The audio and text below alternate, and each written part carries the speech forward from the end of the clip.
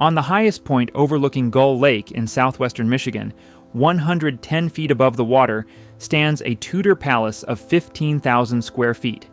Its builder, one of the wealthiest men in America, called it simply the cottage. The man who built this estate spent the first 46 years of his life as a servant. He worked 120-hour weeks for minimal pay. He took dictation while his employer sat on the toilet. He ran alongside his boss's bicycle, notebook in hand, ready to record any passing thought. The employer was his own brother. In 1906, everything changed. The servant became a titan of industry. The invisible bookkeeper built a company that would put his signature on breakfast tables across America and around the world. By the time he constructed this lakeside palace in 1925, W.K. Kellogg had become a household name. His brother, the famous doctor who had once treated presidents and titans, was suing him for the right to use their shared family name. The two brothers would fight in court for years. They would barely speak for decades. And in the final days of the older brother's life, a letter of reconciliation would arrive at this very house. W.K. Kellogg never opened it, not until it was too late. This is the story of cornflakes, family betrayal, and the price of success. And hey, if you enjoy these deep dives into old money history, press the join button below and become a channel member. It really helps us keep making these documentaries. Alright, let's get into it. It begins here, at the cottage by the lake. Chapter 1, Gull Lake. In 1925, W.K. Kellogg was 65 years old and finally rich beyond imagination. His cornflakes company was producing 120,000 boxes every single day. After a lifetime of poverty and servitude, he decided to build something for himself. He chose a spot 15 miles from Battle Creek, at Gull Lake. The property sat on the highest elevation overlooking the water, covering 32 acres with 1,600 feet of private shoreline. Kellogg hired the architectural firm Benjamin & Benjamin from Grand Rapids to design his retreat. He wanted something that looked like it had stood for centuries. The architects delivered a neo-Tudor masterpiece. The exterior featured authentic half-timbered walls with stucco panels, exactly as one would find on a manor house in the English countryside. Leaded glass windows with heraldic shields caught the morning light from the lake. The roof was clad in Ludovici tiles, imported and expensive, topped with terracotta chimney finials that gave the silhouette a distinctly old-world character. But Kellogg was not content with the house alone. He transformed the entire property into a gentleman's estate. A Dutch windmill rose from the grounds, purely decorative but perfectly authentic in its details. Nearby stood a greenhouse where roses, citrus fruits, and flowers grew year-round, supplying fresh bouquets for the manor house daily. Down by the water sat a boathouse, and elsewhere on the property, a pagoda added an unexpected oriental accent to the English landscape. Kellogg was impatient. When the landscapers suggested planting young trees that would mature beautifully over time, he refused. "At my age," he told them, "you can't wait for trees to grow." He ordered fully mature trees transplanted onto the property instead. He wanted his paradise complete, and he wanted it now. The man who built this estate had spent decades watching others enjoy the fruits of his labor. His brother had lived in comfort while W.K. balanced the books. Now finally he had something of his own. He called it the cottage. The name was either extreme modesty or a private joke. Perhaps it was both. The 15,000 square foot Tudor palace with its windmill and greenhouse and boathouse was, to a man who had grown up with nothing and expected nothing, simply a cottage by the lake. But to understand how W.K. Kellogg came to build this place, we must go back to where it all began. We must return to Battle Creek, and to the two brothers whose bond would shape American breakfast, and whose hatred would last a lifetime. Chapter 2, The Brothers from Battle Creek. Battle Creek, Michigan in the 1860s was no ordinary American town. While the rest of the nation recovered from civil war and chased industrial fortunes, this small city in the southwestern corner of the state had become the spiritual headquarters of a religious movement convinced that the world was about to end. The Seventh-day Adventists had gathered here by the thousands. They believed the second coming of Christ was imminent. They rejected meat, alcohol, tobacco, coffee, and tea.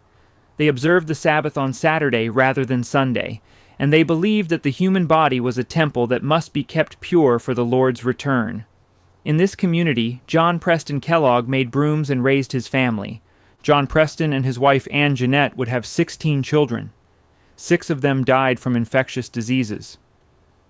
The children who survived grew up in an atmosphere of religious devotion and constant anxiety about health, death, and divine judgment. John Harvey Kellogg arrived on February 26, 1852. He contracted tuberculosis as a child.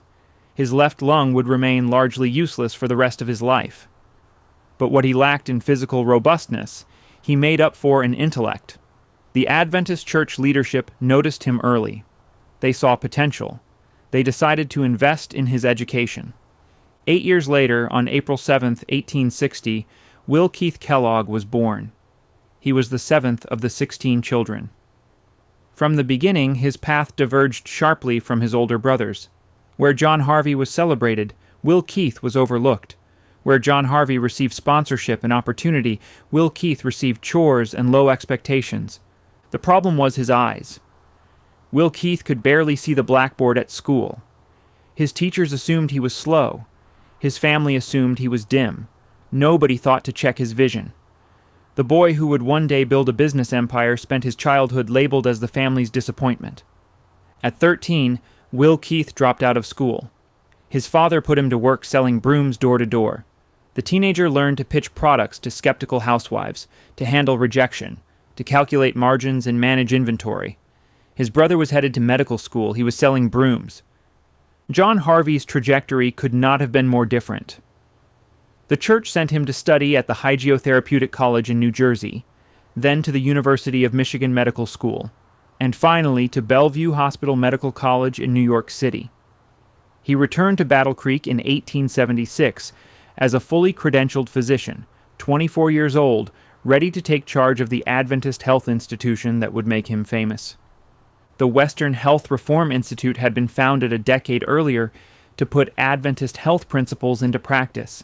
It was struggling. The church elders needed someone with vision and medical credentials to transform it. John Harvey Kellogg was their man. He immediately renamed it the Battle Creek Medical Surgical Sanitarium. The word sanitarium was his own invention, a combination of sanitary and sanatorium.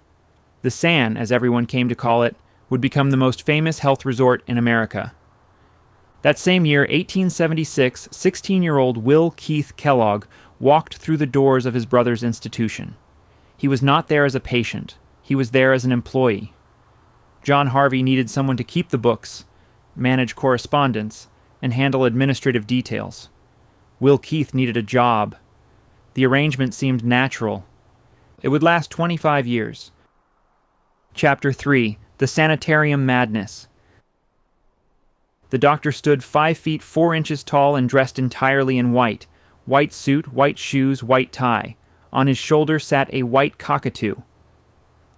Behind round spectacles, a pointed beard gave him a distinctive appearance that patients and staff never forgot. John Harvey Kellogg was the most famous physician in America. His Battle Creek Sanitarium had grown from a struggling Adventist clinic into a campus covering 30 acres with more than 30 buildings. The main structure alone could house 1,300 patients. Between 800 and 1,000 employees kept the operation running, including 30 physicians on staff.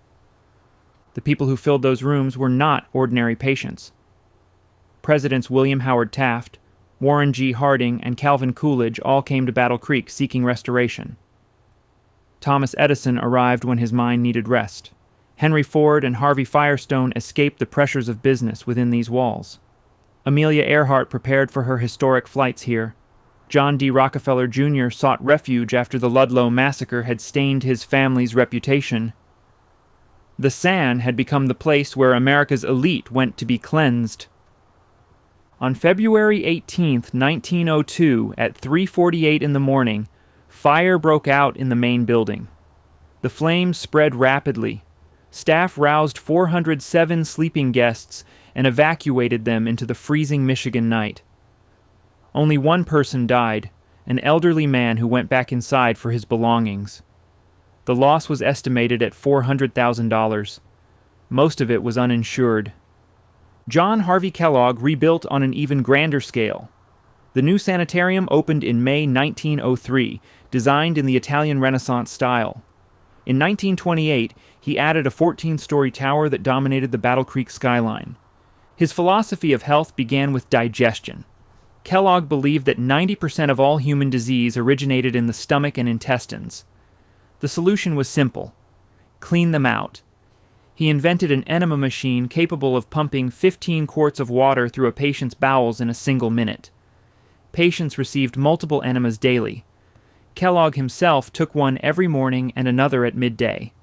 Water alone was not enough. Kellogg believed the intestines needed to be colonized with beneficial bacteria. His solution was yogurt, administered from both ends. Patients consumed half a pint by mouth. The other half was pumped directly into the rectum. The procedure was meant to establish healthy flora throughout the entire digestive tract. For patients who needed additional stimulation, there was the vibrating chair. This wooden seat shook the body at up to 60 oscillations per second. The violent trembling was designed to promote bowel movements. It often succeeded immediately and involuntarily. Light therapy cabinets bathed patients in the glow of dozens of electric bulbs. Sinusoidal machines sent mild electrical currents through their bodies. Mechanical horses provided exercise for those too weak to ride real ones. President Coolidge enjoyed his sanitarium horse so much that he had one installed in the White House. But John Harvey Kellogg's deepest obsession was not the bowels, it was sex. He had married Ella Eaton in 1879. The marriage was never consummated. The couple maintained separate bedrooms for their entire lives together. Instead of biological children, they fostered 42 orphans over the years and legally adopted 8. Kellogg wrote extensively about what he called the solitary vice. Masturbation, he warned in his books and lectures, caused poor posture, acne, weak vision, heart palpitations, epilepsy, and insanity. His recommended preventions were extreme. For boys, he advocated circumcision performed deliberately without anesthesia. The pain, he wrote, would create a beneficial association in the child's mind. In severe cases, he recommended suturing the foreskin shut to make erections impossible. For girls, he prescribed the application of carbolic acid directly to the clitoris. These were not fringe ideas hidden from public view. Kellogg published them in best-selling books. He lectured on them to packed auditoriums. The Sands' entire dietary program was designed partly to suppress sexual desire. Heavy, flavorful foods were thought to inflame the passions. Bland, simple fare would keep the body calm and the urges dormant. This philosophy would lead directly to the invention of cornflakes. Chapter 5. The Liberation.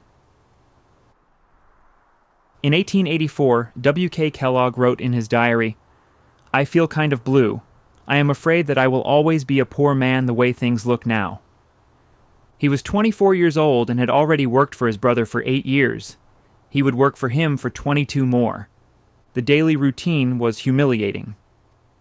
W.K. arrived before dawn and rarely left before midnight. He managed the books, handled correspondence, scheduled appointments, ordered supplies, and supervised staff. He worked 120 hours per week. His salary was minimal. But the work itself was not the worst part. The worst part was how his brother treated him. John Harvey Kellogg expected his younger brother to be available at all times, in all circumstances. When John Harvey rode his bicycle around the sanitarium grounds, W.K. had to run alongside, ready to record whatever thoughts the doctor might have. When John Harvey used the toilet, W.K. had to stand nearby with pen and paper, taking dictation. The great physician could not waste a single moment, even in the bathroom. W.K. was required to address his own brother as Dr. Kellogg. Never John, never brother. Always the formal title, always the reminder of who was the master and who was the servant. For 25 years, WK accepted this arrangement. He had no education beyond broom selling. He had no capital. He had no connections outside Battle Creek. Where else could he go? Then came 1906. WK had watched C.W. Post become a millionaire selling products based on ideas from the Sanitarium. He had seen dozens of cereal companies spring up in Battle Creek, all profiting from the health food craze. He was 46 years old, and he had spent his entire adult life making other people rich. On February 19, 1906, W.K. Kellogg founded the Battle Creek Toasted Cornflake Company. He bought out his brother's interest in the cereal business. For the first time in his life, he was his own man. John Harvey barely noticed. The Sanitarium was thriving. Cereal was a sideline, a dietary tool, not a business opportunity. He let his younger brother have the cornflakes and returned to his real work of reforming American health. W.K. understood something his brother never would.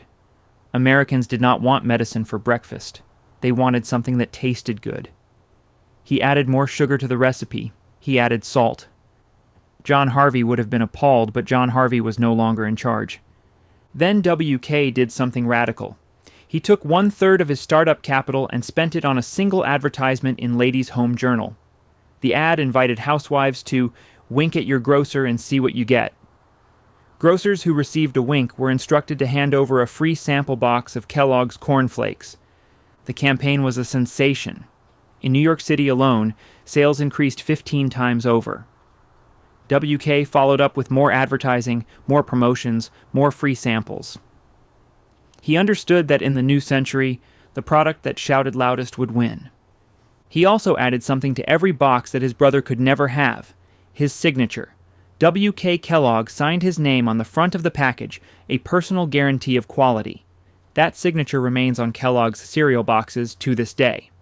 John Harvey watched his younger brother's success with growing irritation. In 1908, he launched his own cereal company, selling products under the Kellogg name. The servant had become a competitor. The brothers, who had worked side by side for a quarter century, were now enemies. The war over the Kellogg name was about to begin. Chapter 6. The War Over the Name. Who owns a family name? When two brothers share the same surname and both want to sell products under that name, who has the right? By 1910, this question had become a legal battle. John Harvey Kellogg's cereal company was selling products labeled with the Kellogg name. W.K. Kellogg's company was doing the same. Consumers were confused. Both brothers claimed to be the real Kellogg. W.K. filed suit to stop his brother from using their shared name on cereal products. The case was settled out of court. The terms were unclear. The truce did not last. In 1916, the brothers were back in court. John Harvey had launched a product called Kellogg's Sterilized Bran. W.K. responded with his own brand cereal. Each accused the other of trading on his reputation. The case went to the Michigan Supreme Court. The trial lasted an entire month.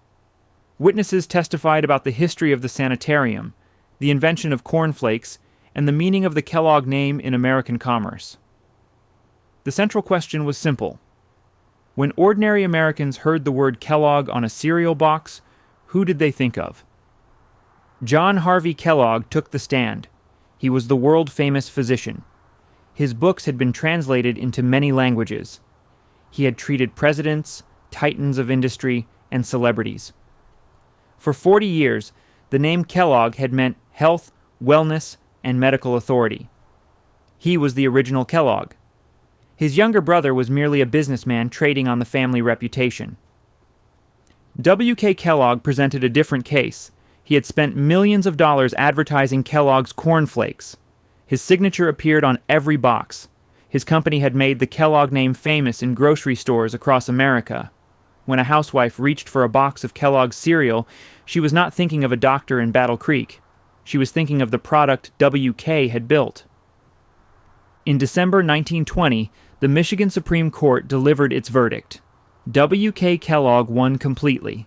He was granted exclusive rights to use the Kellogg name on cereal products. John Harvey was ordered to pay back all the profits his cereal company had earned over the previous decade. The legal victory was total. The personal cost was permanent. After the ruling, the brothers rarely spoke. When business required them to meet, WK insisted that a third party be present. He would not be alone in a room with his brother.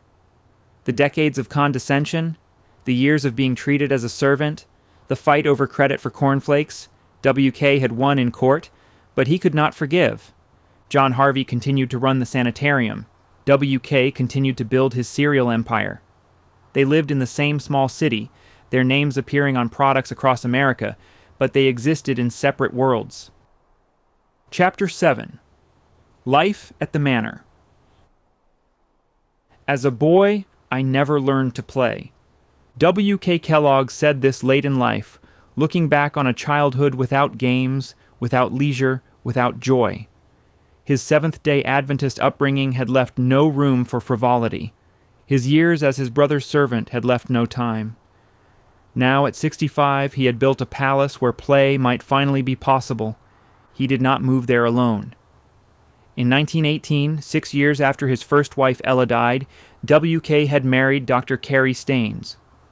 She was a physician who had worked at the Battle Creek Sanitarium. In 1926, she moved with him into the completed manor house at Gull Lake. The estate became a summer retreat for the extended Kellogg family. Grandchildren arrived for long visits. They played games in the billiard room while their grandfather watched. They explored the grounds, ran across the lawns, and splashed in the lake. W.K. had never experienced such things as a child. Now he could watch a new generation enjoy what he had missed. His own pleasures were quieter. W.K. loved silent films. He installed a projection system at the manor and hosted regular movie nights for family and guests. In the darkness of his private screening room, the man who had spent decades balancing ledgers could finally sit still and be entertained. Almost immediately after moving in, the Kelloggs deeded the property to the city of Battle Creek with a specific instruction. It should become a place where all of Battle Creek may forever play. The gift came with a condition. W.K. and Carrie retained a life lease, allowing them to remain in residence for as long as they lived. In 1927, W.K. established a bird sanctuary on the property as a refuge for Canada geese, then considered an endangered species. The sanctuary attracted migrating birds from across the continent. The man who had never learned to play had created a haven for wild creatures. But the manor's peaceful days did not last. When World War II came, the United States Coast Guard requisitioned the property. W.K. and Carrie had to leave their cottage by the lake. W.K. leased a smaller house about a mile down the road. Carrie returned to her family in Fenwick, Michigan. In 1944, the Coast Guard departed. The manor then became a rehabilitation center serving wounded soldiers from Percy Jones Army Hospital in Battle Creek. The hospital occupied the old sanitarium building where W.K. had once worked as his brother's bookkeeper. Carrie Kellogg died in 1948 without returning to the manor. The military finally left in 1950. The house stood empty for 18 months. On October 6, 1951, W.K. Kellogg died. He was 91 years old. The following year, the W.K. Kellogg Foundation transferred the estate to Michigan State University. It became the Kellogg Gull Lake Biological Station, used for research and education. The cottage by the lake had served many purposes: a gentleman's retreat, a family gathering place, a military installation, a rehabilitation center, a research station. W.K. Kellogg built it to create the childhood he never had. In the end, it became something larger than one man's private paradise. Chapter 8. The Price. In 1913, W.K. Kellogg's grandson Kenneth fell from a window. The boy survived but suffered permanent disabilities. He would require care for the rest of his life. Watching Kenneth struggle affected W.K. deeply.